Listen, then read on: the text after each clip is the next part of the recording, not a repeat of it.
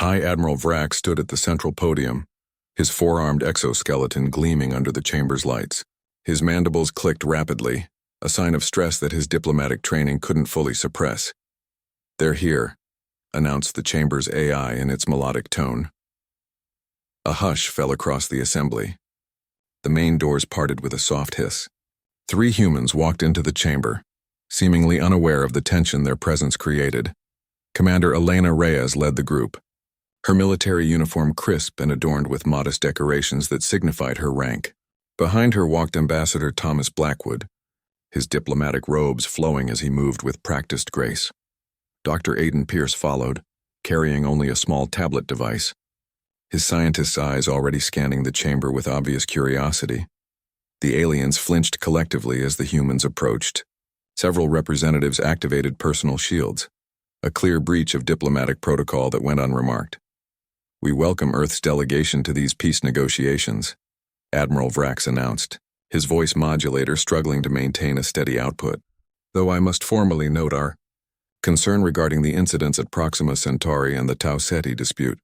Ambassador Blackwood smiled warmly. "We're simply grateful for this opportunity to clear up what we believe are unfortunate misunderstandings." The 3 humans stood calmly in the center of the chamber. They remained unaware that their relaxed postures and direct eye contact registered as predatory dominance displays to most species present. When Dr. Pierce reached into his pocket for a handkerchief, 4 security drones immediately activated, causing him to freeze in confusion.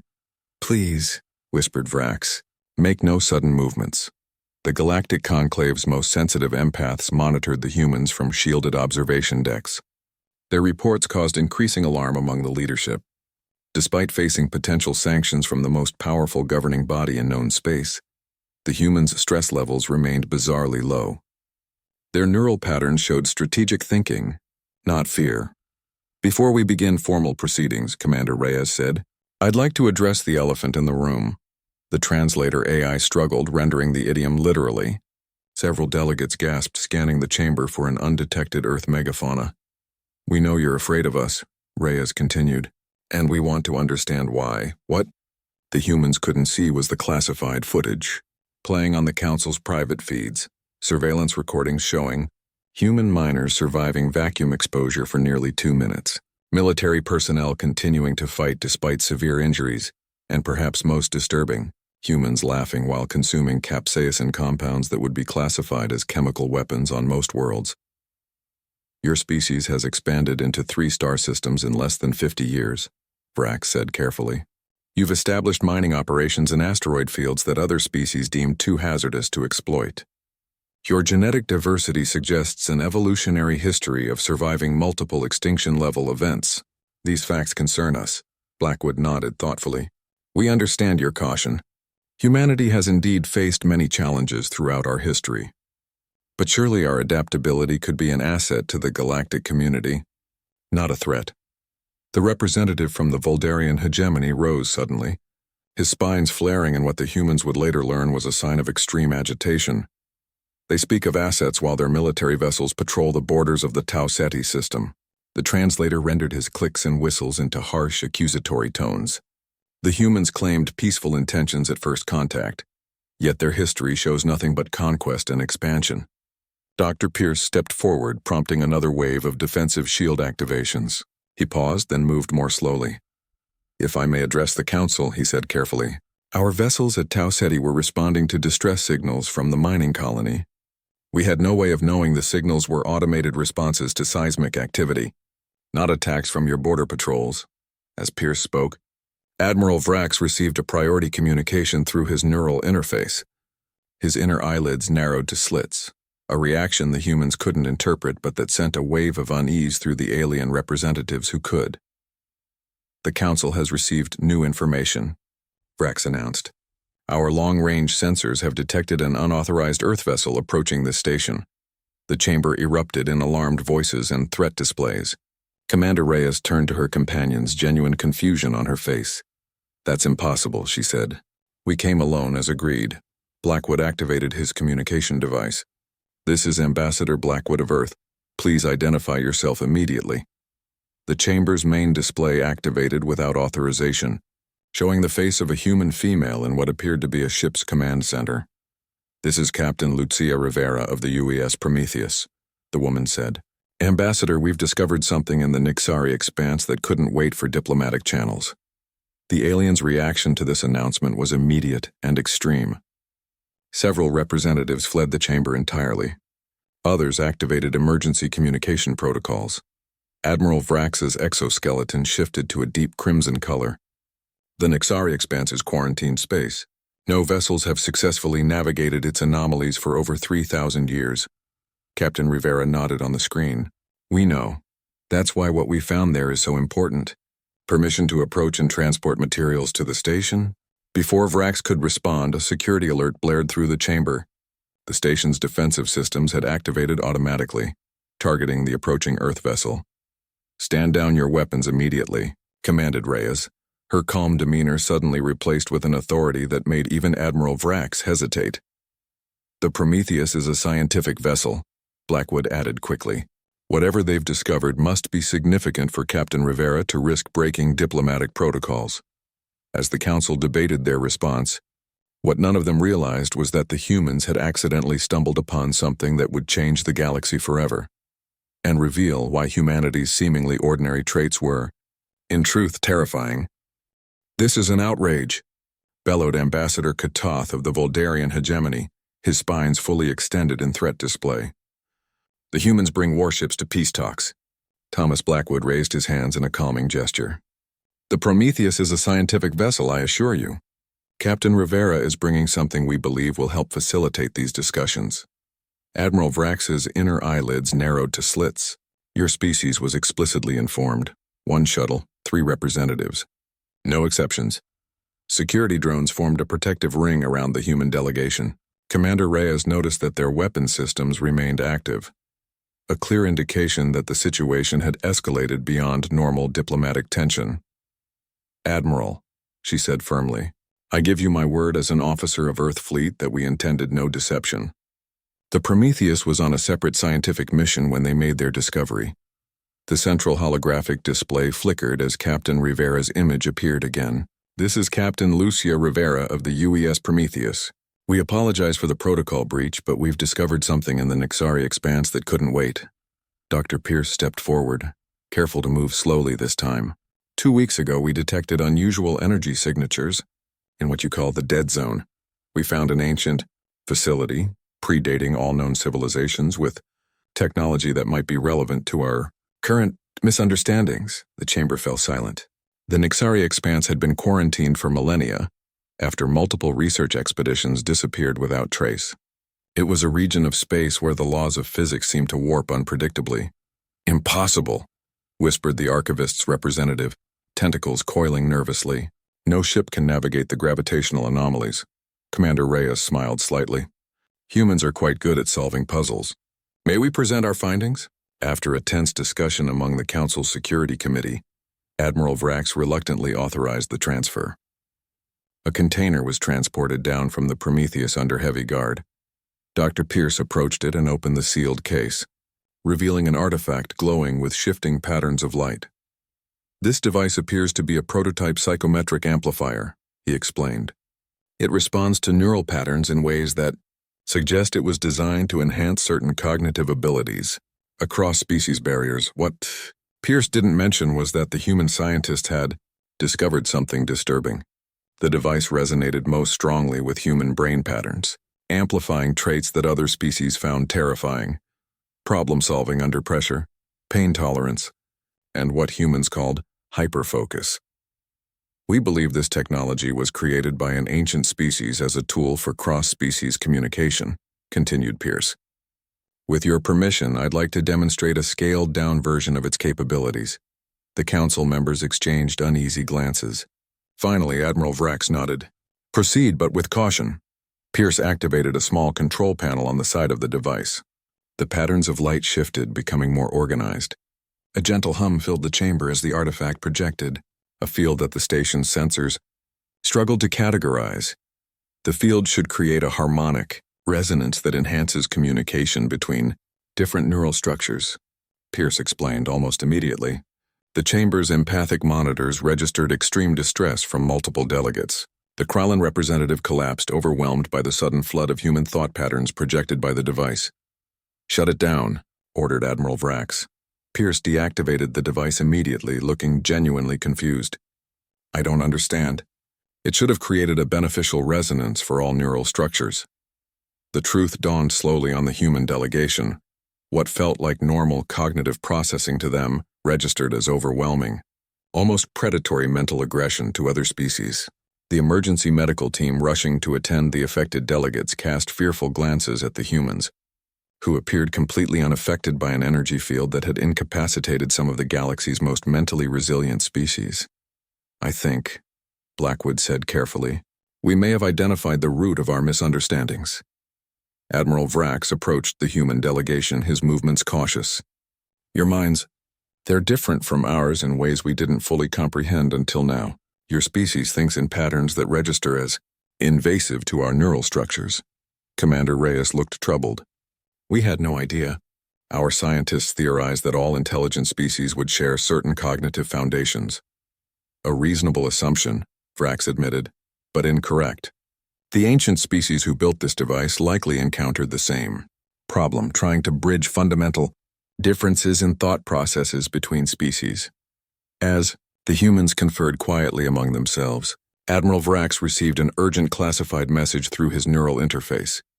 His exoskeleton paled to an ashen gray, a reaction that even the humans recognized as alarm. "Admiral?" Blackwood asked, noticing the change. "Is everything all right?" Vrax hesitated before responding. "Long-range sensors have detected unusual activity at the edge of the system. Activity that matches patterns seen before the fall of 3 previous civilizations." Dr. Pierce's expression changed as he made a connection. "The device we found, it wasn't just for communication. It was a warning system." "What kind of warning?" asked Reyes, her military training evident in her immediate focus. Before Vrax could answer, the station's emergency systems activated, bathing the chamber in pulsing red light. A melodic but urgent announcement echoed through the station in multiple languages. "Attention all personnel and guests. Unknown entities detected approaching from Sector 9. This is not a drill. Please proceed to emergency shelters following evacuation protocol Omega-7. The alien representatives began moving quickly toward the chamber exits, some already activating personal distress beacons. "Admiral," Reyes said firmly, "what exactly are we dealing with?" Vrax's voice modulator seemed to struggle with his response. "We call them the Harvesters. They emerge from the darkness beyond charted space once every few millennia. They consume entire civilizations. Most species consider them merely legends, but they're real," finished Blackwood. "And they're here." Captain Rivera's hologram flickered back to life. "Admiral, the Prometheus is detecting multiple anomalies consistent with dimensional rifts forming at the system's edge. Estimated arrival of unknown entities, 43 minutes. Dr. Pierce looked from the artifact to his tablet and back again. "I think I understand now. This device wasn't malfunctioning. It was designed to prepare minds to resist the Harvester's influence. And for some reason, human thought patterns are already naturally resistant. The implications hung in the air between them. The trait that made humans terrifying to the galactic community, their unique cognitive processes, might be the very thing needed to face an ancient enemy." As evacuation orders echoed through the station, Commander Reyes made a decision that would change humanity's place in the galaxy forever. "Admiral Vrax," she said with calm determination, "the Prometheus has defensive capabilities. With your permission, we'd like to coordinate with your security forces to prepare a response." Vrax and the remaining council members stared at the humans in disbelief. "You wish to fight?" asked Katoth incredulously. "The Harvesters have never been defeated, never." Ambassador Blackwood smiled thinly.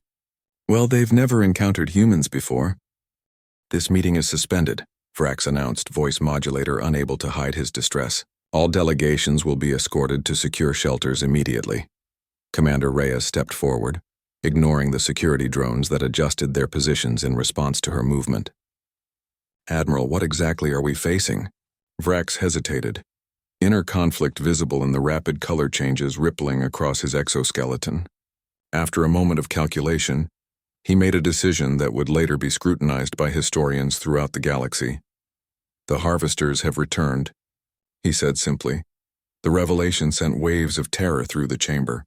Several representatives activated emergency transport beacons, while others froze in what appeared to be biological shock responses.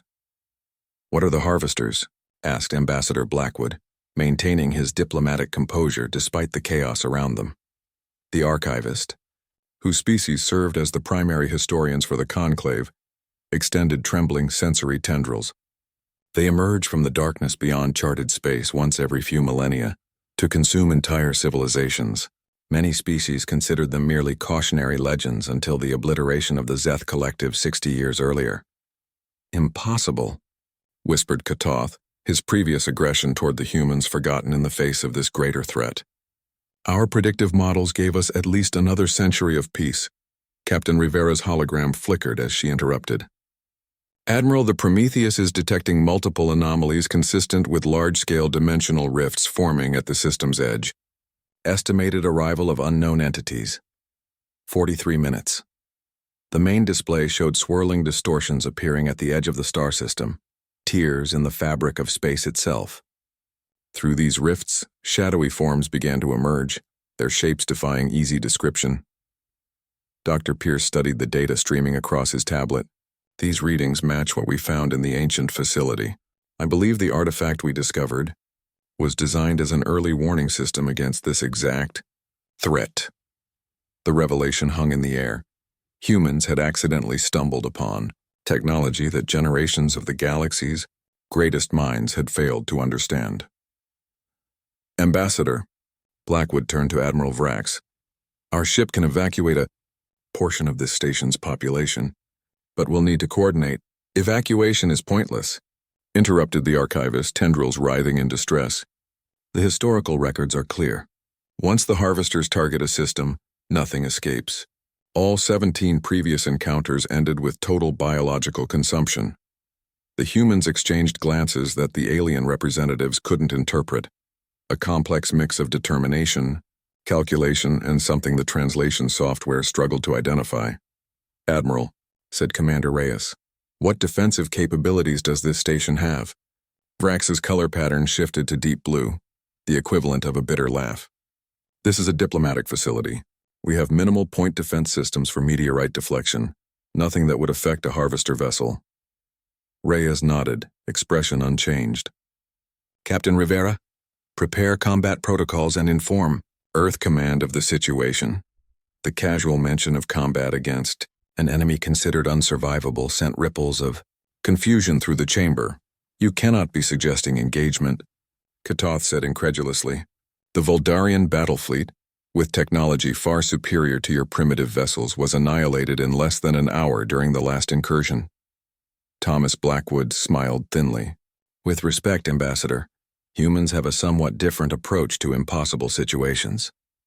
Dr. Pierce was already working, fingers flying across interfaces as he integrated the ancient artifact with his own equipment. "I believe this device was never meant as a weapon, but as a communication tool. The facility records suggest the harvesters operate on a hive consciousness. If we can amplify and project the right neural pattern—" "What are you proposing, Doctor?" Vrax asked, genuine curiosity temporarily overriding his fear. Pierce looked up from his work. "Earlier, this device projected human thought patterns that other species found overwhelming. What if that wasn't a malfunction? What if human neural activity is naturally disruptive to certain types of consciousness?" As the alien representatives watched in stunned silence, the humans began methodically preparing for battle against an enemy that had never been defeated in recorded history. "Commander," Captain Rivera's hologram reported, "I'm picking up strange communication attempts from the Harvester Vanguard. They seem to be probing our communication systems." Reyes turned to Pierce. "Can you use the artifact to respond?" Pierce nodded slowly. "I think so, but I don't know what effect it will have. This is completely uncharted territory." "Permission to attempt communication, Admiral?" Blackwood asked Vrax formally. The Admiral's mandibles clicked rapidly as he considered the request. "The alternative is waiting for certain death. Proceed." Pierce connected the ancient artifact to the station's communication array. The device's glow intensified, patterns shifting more rapidly as it interfaced with unfamiliar technology. "Broadcasting now," Pierce announced.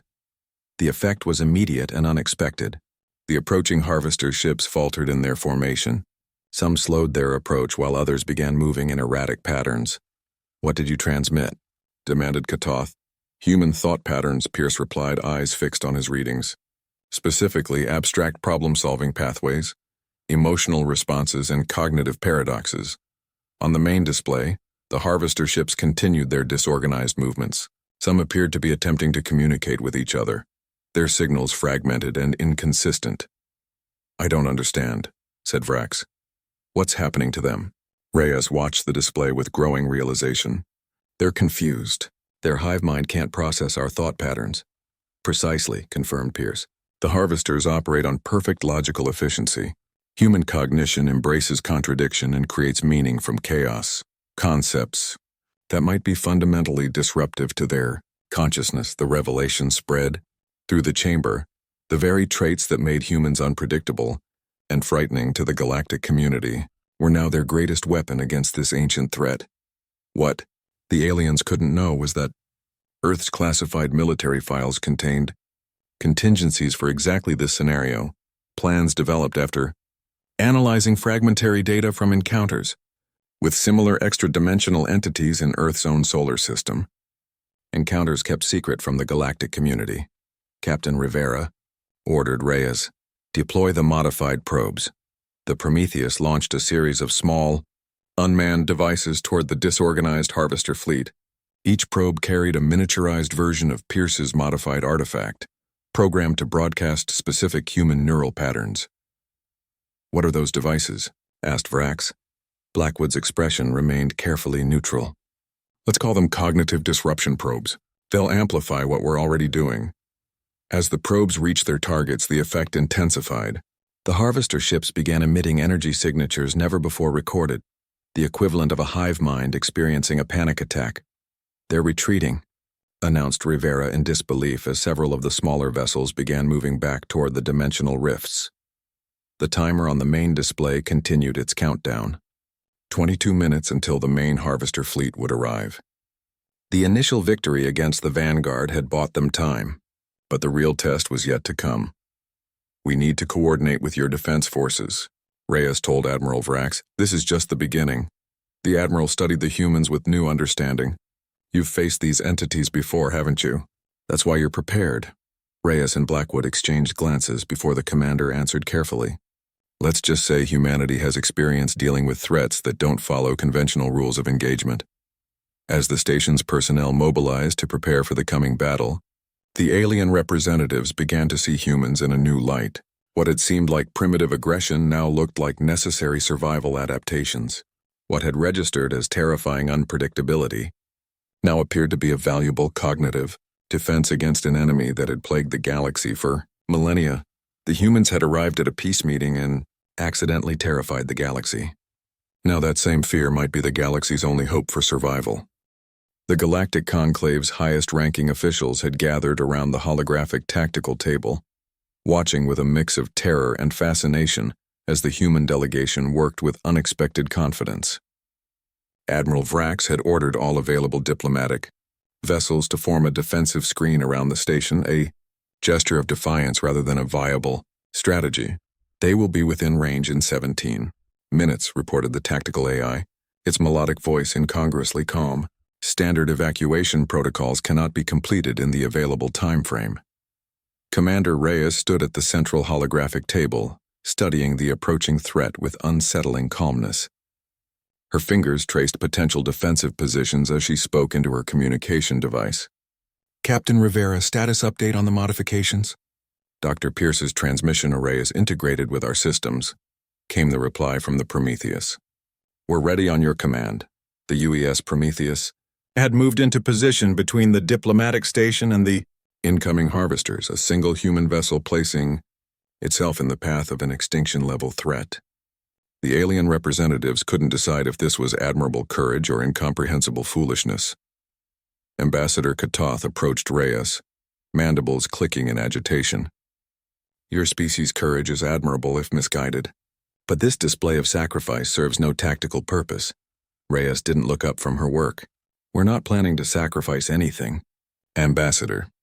On the command deck of the Prometheus, Dr. Pierce made final adjustments to the ancient artifact, now integrated with a complex array of human technology that looked crude but functional.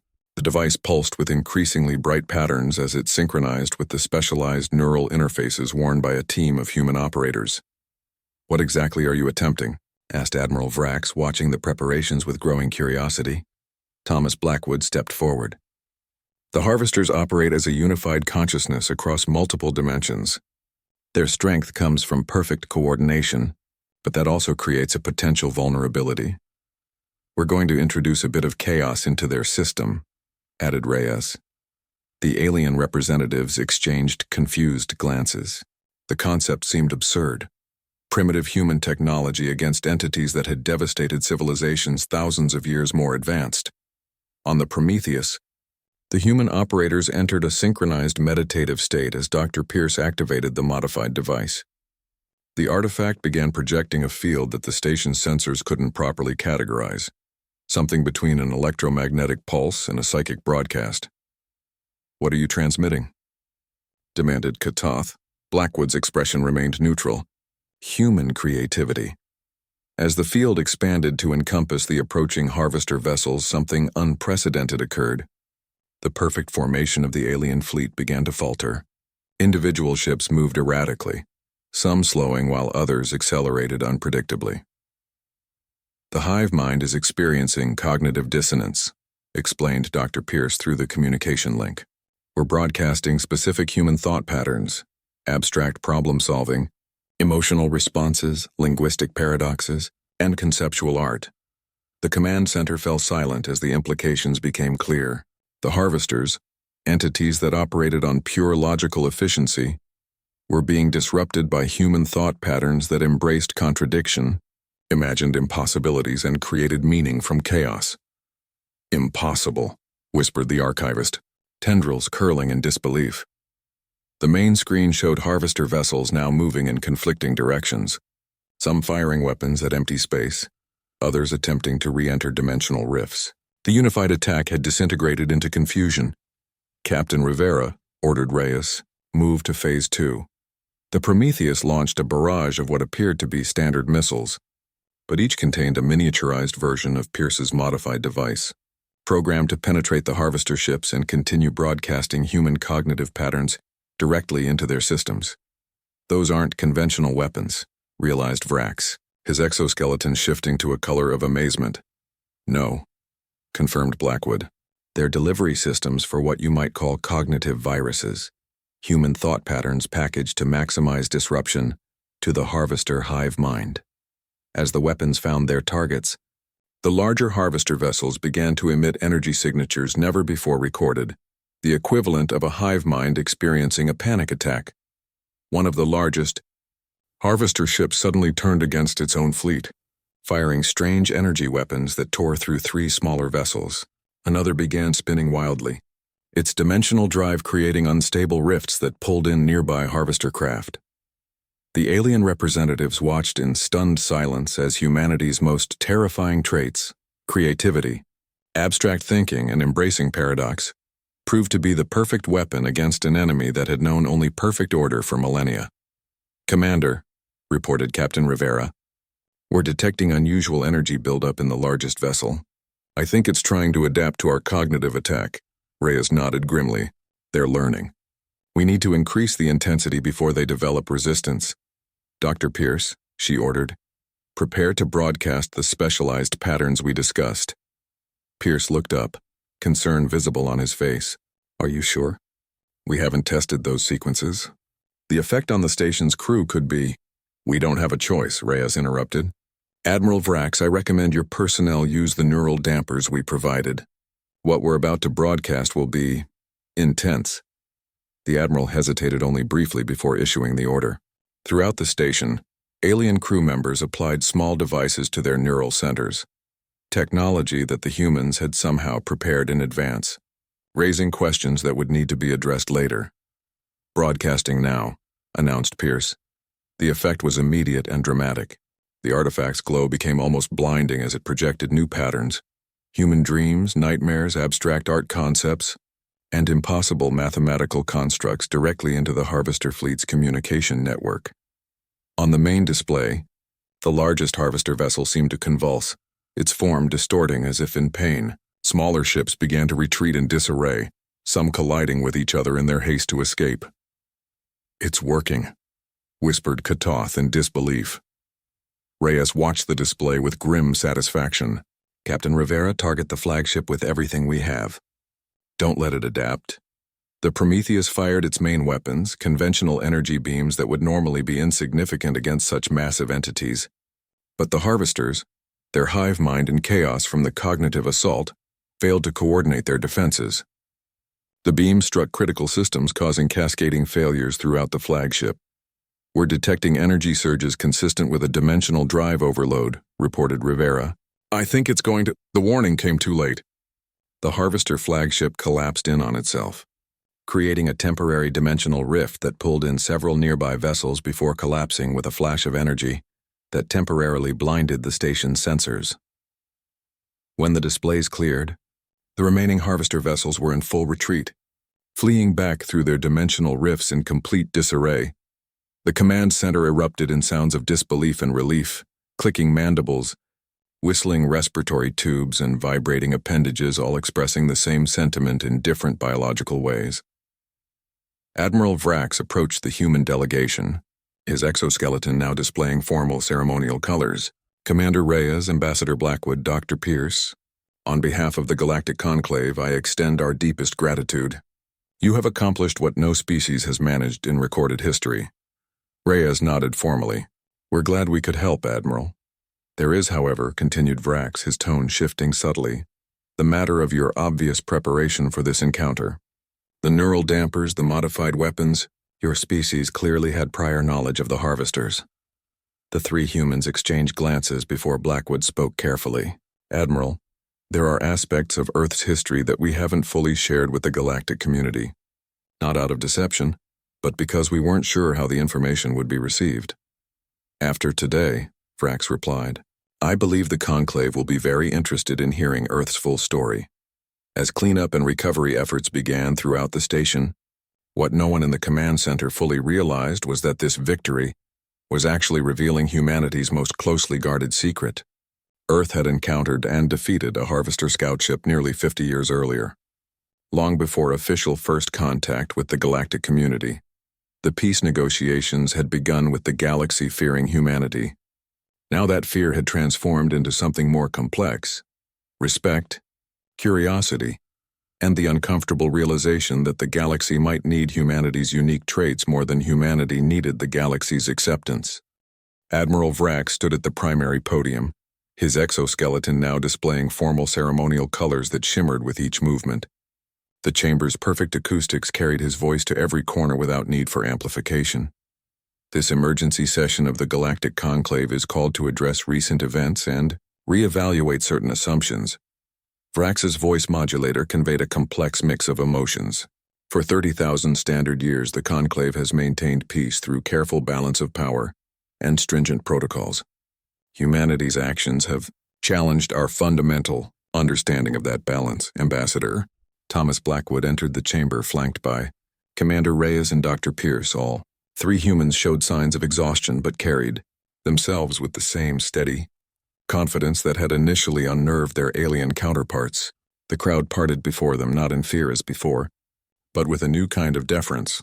On the main display, footage showed the aftermath of the encounter: harvester vessels retreating through dimensional rifts, some exhibiting behavior consistent with damaged navigational systems. The few that had been destroyed revealed internal structures of mind-bending complexity. Katoth, now serving as the spokesperson for the previously hostile Voldarian faction, stepped forward. "The record must acknowledge that without human intervention, this station and potentially multiple core worlds would have been lost." The admission hung in the air, heavy with implications. For centuries, the older species had viewed humanity as dangerous primitives to be contained and monitored. The peace negotiations had originally been convened to establish limitations on human expansion. Dr. Pierce cleared his throat. "If I may, I'd like to present our preliminary analysis of the recovered harvester technology. We believe the dimensional rifts they create, could be repurposed for more efficient FTL travel, potentially reducing journey times by 60%. The casual mention of repurposing technology that the conclave's finest minds had studied without progress for generations further shifted the atmosphere in the chamber. Murmurs spread through the assembled representatives, some excited, others concerned. There is also the matter, continued Admiral Vrax, addressing the issue directly, of humanity's prior knowledge of the harvesters. Our sensors detected communication protocols, suggesting this was not your first encounter with these entities. The room tensed as the accusation hung in the air. Humans had withheld critical information from the galactic community. Commander Reyes stepped forward. Admiral, with respect, Earth encountered what we now know was a damaged harvester scout ship in 2189. At that time, we had no context for what we were facing, no knowledge of their history with your civilizations. The encounter was classified not to deceive, but because we didn't understand its significance.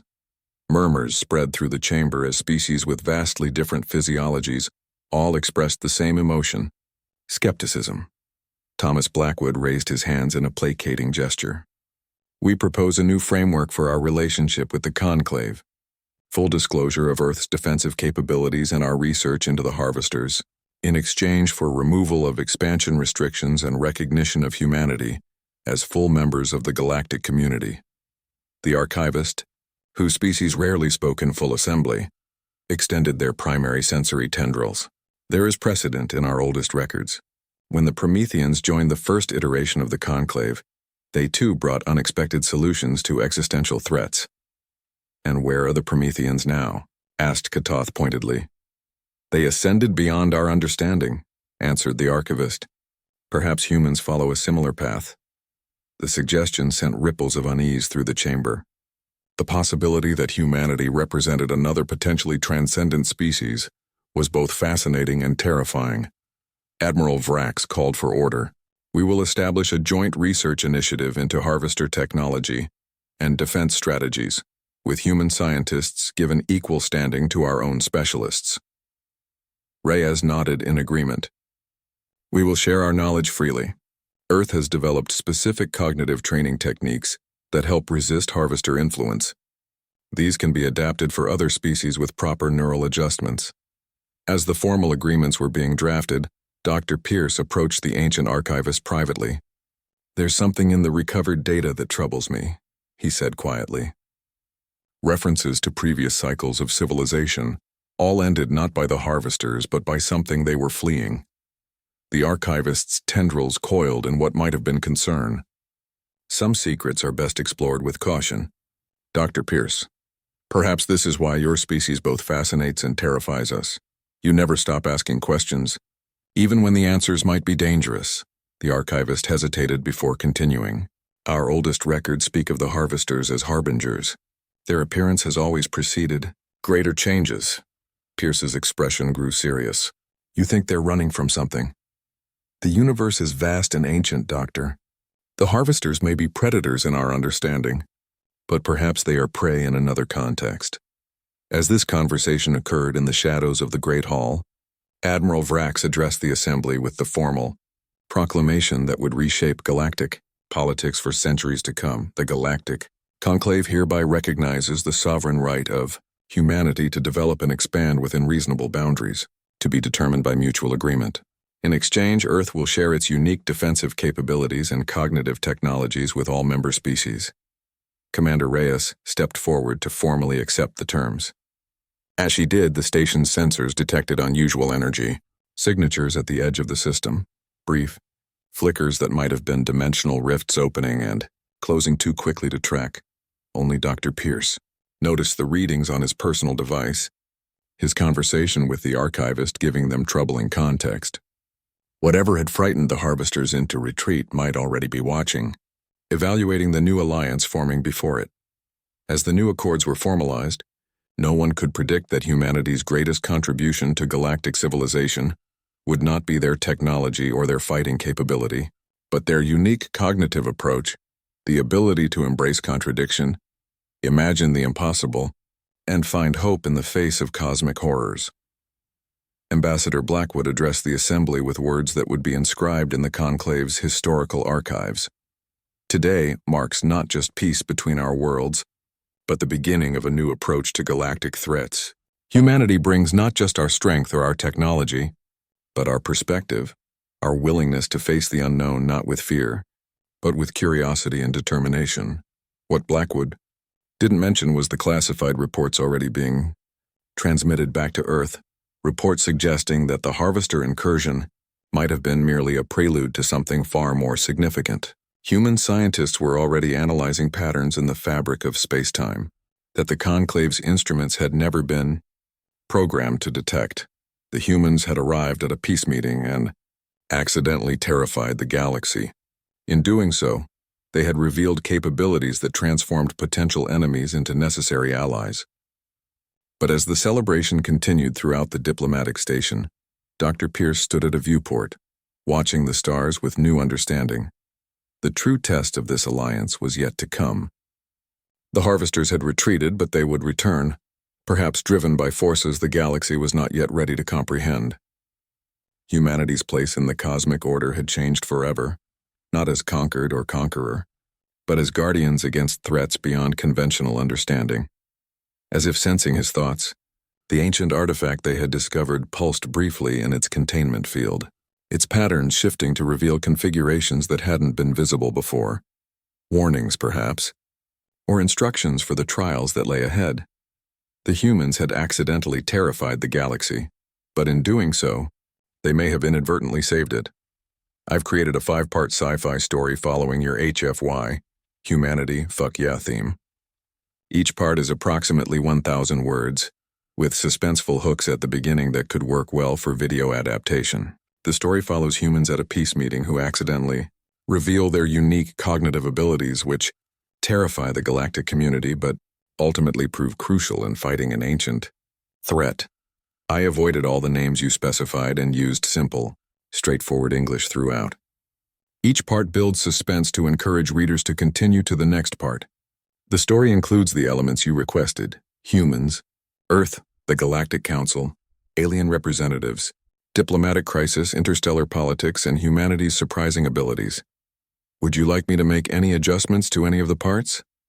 Retry Claude can make mistakes. Please double-check responses.